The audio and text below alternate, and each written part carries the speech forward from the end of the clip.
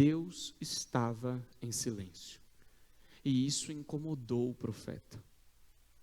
Quando não há sinais do Senhor, quando não havia voz do Senhor na antiga aliança, o povo caminhava para a perversidade.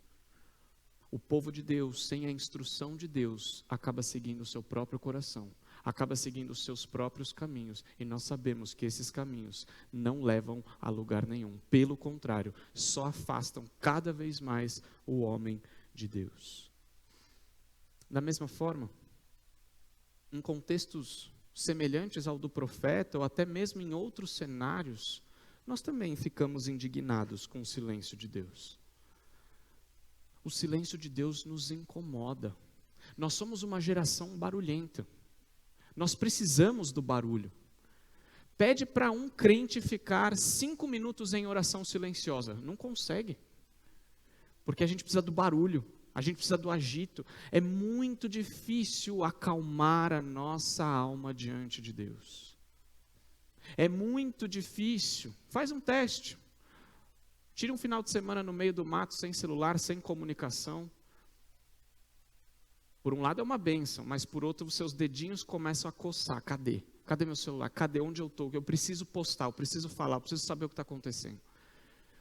Então muitas vezes o silêncio por si só já nos deixa perturbados. Imagine então o silêncio de Deus.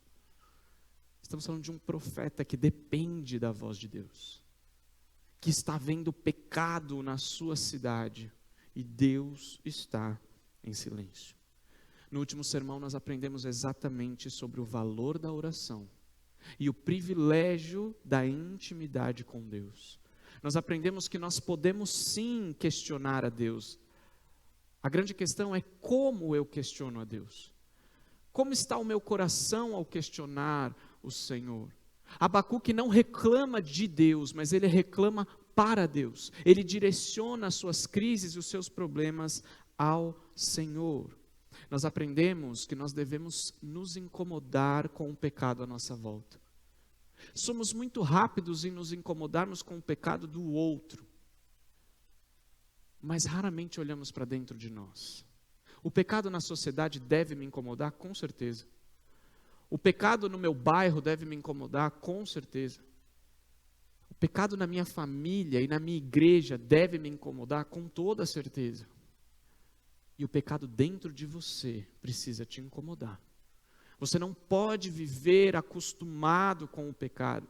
Você não pode domesticar o seu pecado. Você não pode viver como se o pecado não fosse nada, como se é só uma mentirinha, é só uma murmuração, é só uma rebeldia, Não, pecado é algo sério, deve ser levado a sério e deve deixar o povo de Deus indignado e clamar, levar o povo de Deus a clamar pela intervenção divina.